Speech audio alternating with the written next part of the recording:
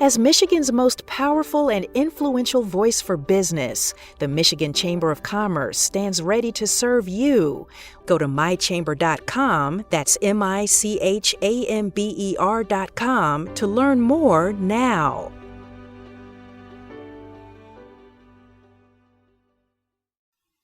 Hey, I'm Kerry Jr. II. Before we get into the episode today, we want to acknowledge what's been going on this week.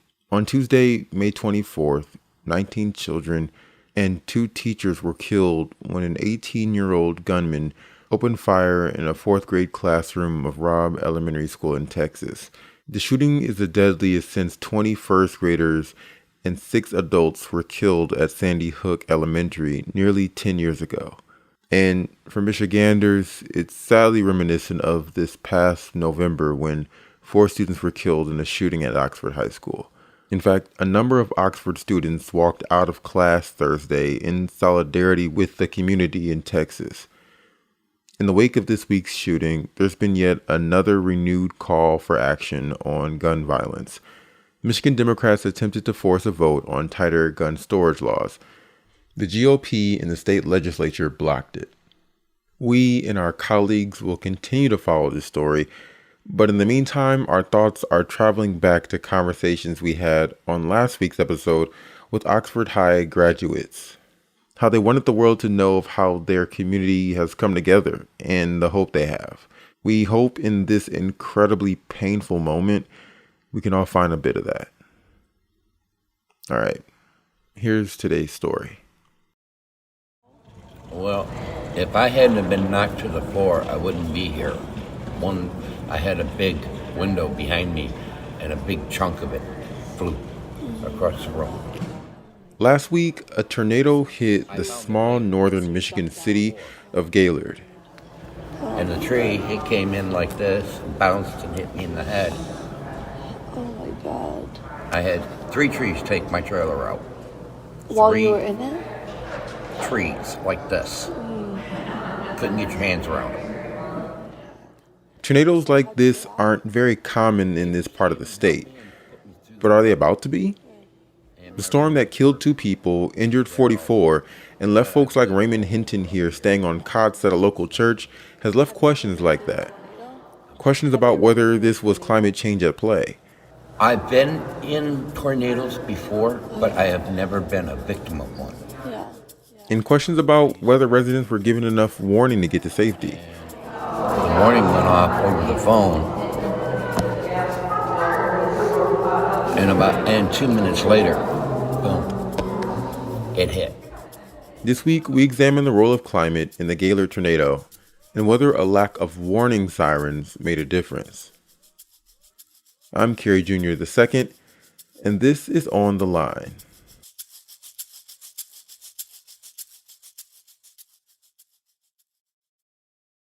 Whenever there's a major weather event or natural disaster, it's common to see references to climate change. After it was revealed the tornado last week was further north than Michigan normally sees, that was part of the conversation online. Folks saying this incident was, too, a result of climate change.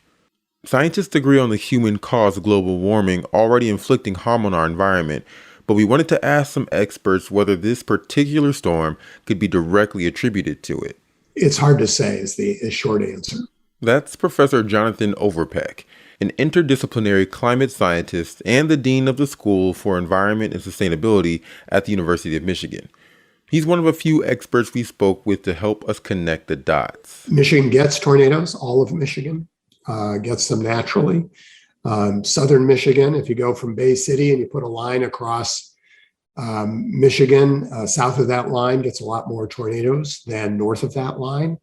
And of course, Gaylord is north of that line. But because we get a large number of tornadoes in Michigan, you can't say this tornado is due to climate change. The challenge as a scientist is with what confidence can we make those claims? That's Professor Perry Sampson. He's a professor of climate, space sciences, and engineering, also at the University of Michigan. And with tornadoes in particular, it's not out of the question we can't come up with some theories for how tornadoes could, in fact, get more intense or maybe change their characteristics in the future. But the science is still far too much in the infancy to say with much confidence that this is already happening or even will happen. Some others are a bit more confident they know the answer, like Harold Brooks, a senior research scientist at the National Severe Storms Laboratory for NOAA, or NOAA as it's called. That's the National Oceanic and Atmospheric Administration. It's probably not really a sign of climate change that the tornado happened in Gaylord.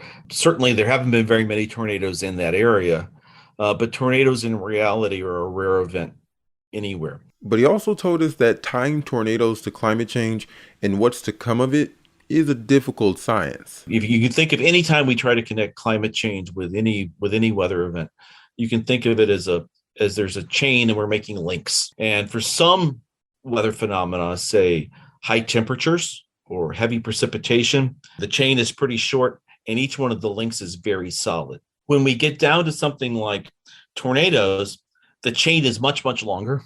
And not all of the links are very strong. Here's what experts told us we do know. We do know physically about the ingredients that are associated with tornadoes in the atmosphere. We know that some of them are likely to become more favorable and occur more frequently as the planet warms. Others may become less favorable. Tornadoes care a lot more about the wind profiles than hail does, or non-tornadic winds care. And so the details of the wind profile and the wind profile, how it changes, we have much less confidence in our understanding of that than we do of the fact that the atmosphere is going to warm up. That makes it a lot harder, particularly to say tornadoes. Severe thunderstorms certainly will increase in the United States, almost certainly will increase in the United States over the next 50 to 75 years. The things we think climate change is going to affect is the severity or the strength of the tornadoes. Professor Overpeck. And the reason for that is the atmosphere is warming, and that's in part what fuels thunderstorms. So if we can make bigger thunderstorms, we can make bigger tornadoes. The other thing is we're getting, as the atmosphere warms up due to human-caused climate change, that atmosphere can hold more moisture. And we see that happening. And that moisture also provides more energy for these storms. And the last component is that the oceans are warming. And yes, we're a long way from the oceans here in Michigan. But what's going on is the warmer ocean is fueling more storms coming out of the Gulf of Mexico up into our part of the world. The other area that we've seen a change is that it's not that the number of tornadoes days are necessarily increasing, but we are seeing this somewhat troubling signal that when we have a tornado day, we get more tornadoes on those days. And we've had evidence, and we've had days with over 200 tornadoes in 24 hours. They don't happen so often that we can say with confidence that that's a trend, but the fact that we're seeing that happen is we're trying to explain why we're seeing that happen. So I can't stand here and say that climate change isn't going to affect tornadoes, but I can say that it's something that needs to be studied. Some evidence does speak to a geographical shift in where these tornadoes may hit in the future. Famously, Tornado Alley has always included from Texas, Oklahoma, and Kansas. And that continues to be an area that sees a number of tornadoes. But now we're seeing a shift to the east, more into Arkansas, Mississippi, Alabama. The places where these tornadoes can occur is moving north. So we're going to see more tornadoes further north. So that means we might start to see more here in Michigan. With the potential for tornadoes and an expected increase in thunderstorms, the experts did agree that knowledge and preparation are essential. We have to take tornadoes seriously in Michigan, more seriously than we used to. And I think that's the big message from Gaylord. When I was growing up in Jackson, southern Michigan, and I still have memories of, the whole family going down in the basement when we'd have a tornado warning. And I remember my dad saying he'd watch tornadoes go over our house. Fortunately, we never got hit. But I think you need that mentality in Michigan now, increasingly with climate change, to take these threats seriously, just like we have to take flooding seriously. You should at least be prepared enough to be aware. What I try to know every day is, well, if you know enough about what the forecast for today is, the forecasts are good enough now to know that, well, today's a day I need to pay attention.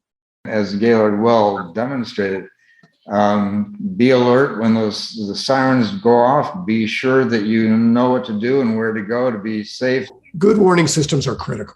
And I can see how in places where there are very few tornadoes, people are sort of getting lax in their worry about warning systems, but that's one of our best tools to avoid death. So we really need the warning systems to help make sure people are not getting hurt and dying. And I know in Gaylord, my heart goes out to the folks there. They lost some lives. And if we had stronger, better warning systems, perhaps that wouldn't have happened. So what are the different warning systems across the U.S.? And did Gaylord follow current best practices? When we come back, we speak with Gaylord's police chief on what happened with this tornado and explore the challenges with all alert systems.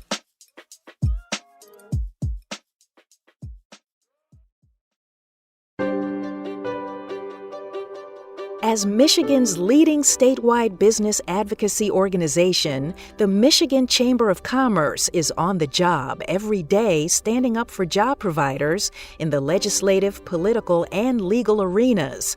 We are the unified voice of thousands of members who employ over 1 million Michiganders. We work with trade associations and local chambers of commerce of every size and kind in all 83 counties of the state. We know business in Michigan. Learn more today about how we can protect, connect, and strengthen your business. Whether that's advocating on your behalf at the Capitol, helping meet your informational, training, and networking needs, or boosting your bottom line visibility and voice, we're on the job for you. Make my chamber your chamber. Go to mychamber.com, that's MICHAMBER.com, to learn more now.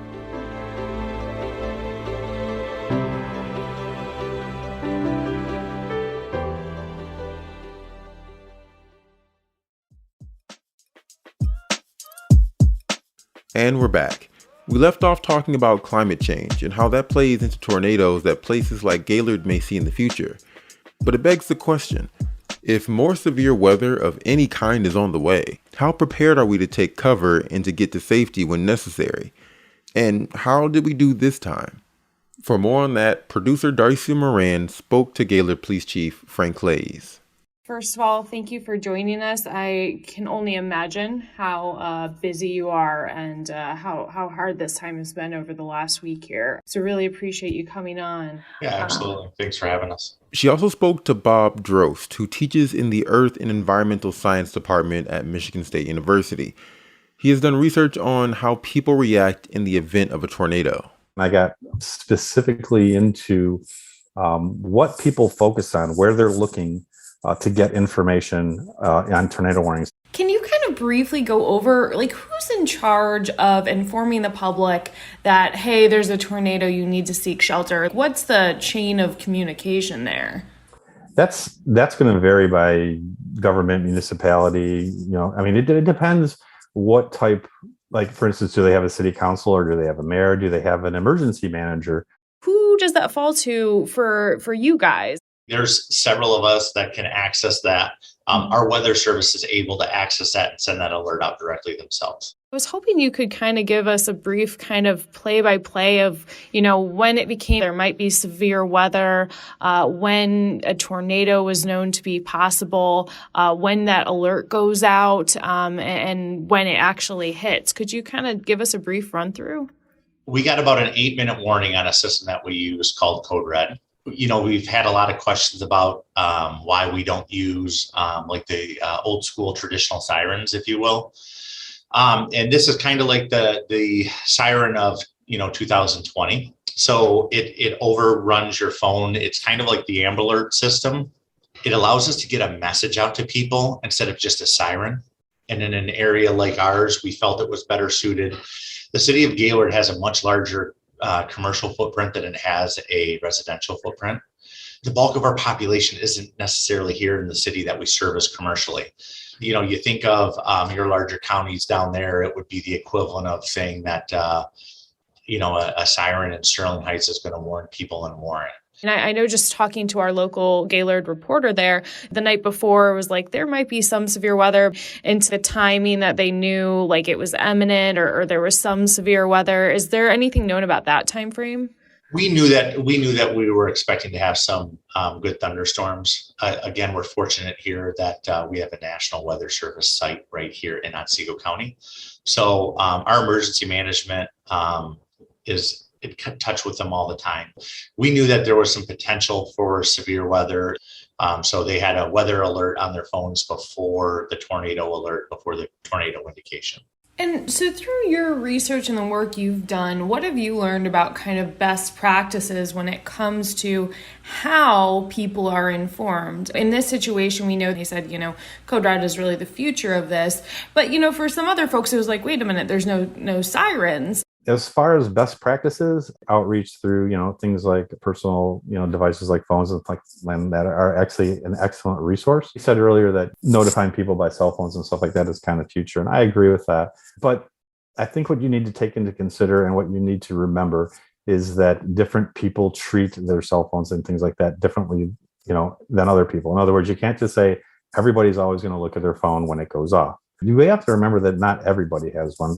And when I did the research that I did, we looked at different social populations and economic populations and, underrepresented populations and how they get their information. Some prefer having their TV on, seeing the scroll at the bottom of the screen, the broadcast meteorologist, showing the storm on radar with the reporter out there risking life and limb as they can see the storm approaching. Others, send me a text alert on my phone or some type of audible alert, Other people, there's people that still prefer radio. And I've seen in my research that some people actually don't depend on any of that. They just depend on what their friends and family tell them, which increases lag times. I don't think there's a perfect solution.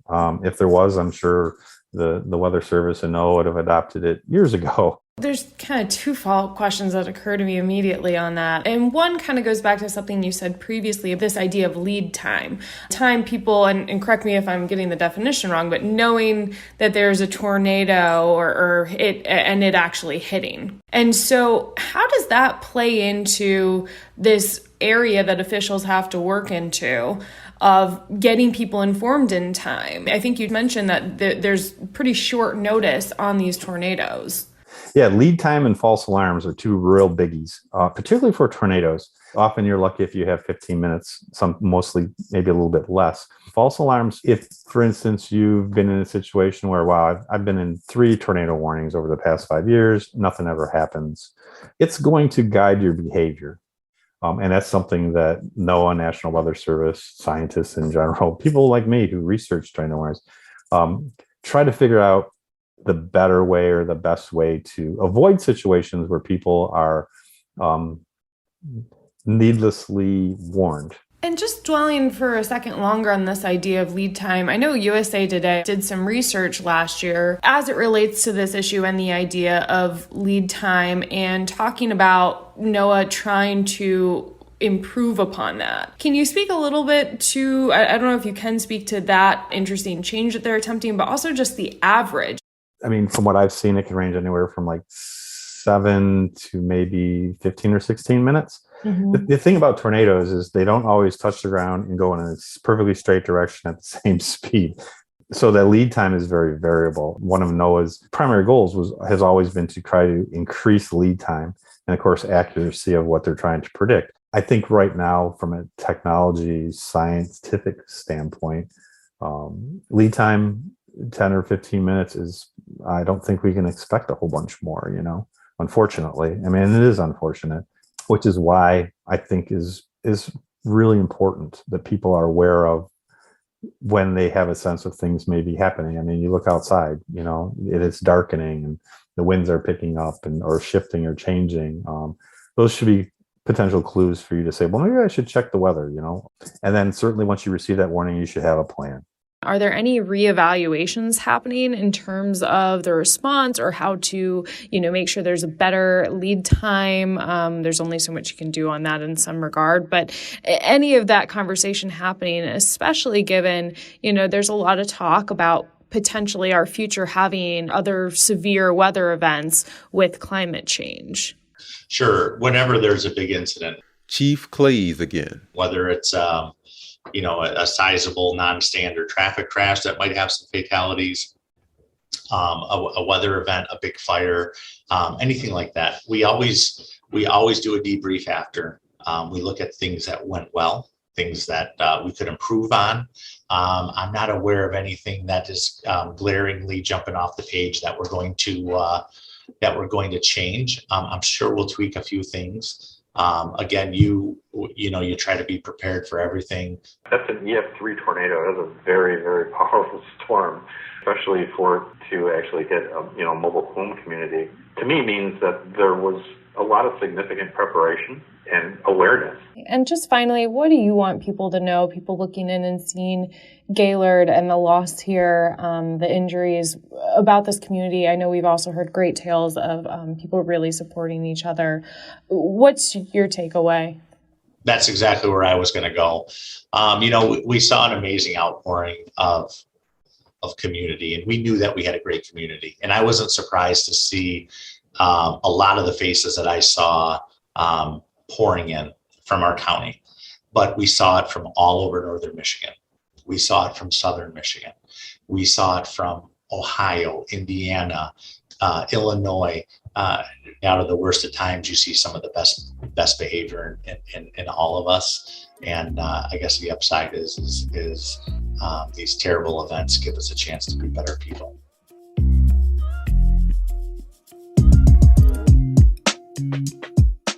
This episode was produced by me and Darcy Moran with help from Miriam Marini and Emma Stein. Additional thank you to Paul Walitskin of the Gaylord Herald Times for his help on this episode. Our executive producers are Anjana Delgado and Marianne Struman, and our editor is Peter Bhatia. The music for this show is called Fort Trumbull and was produced by DJ Lost Boy. Thank you, as always, for listening. And if you like the show, please share it with your friends and family. Please rate the show, leave a comment, subscribe, and we'll see you next week.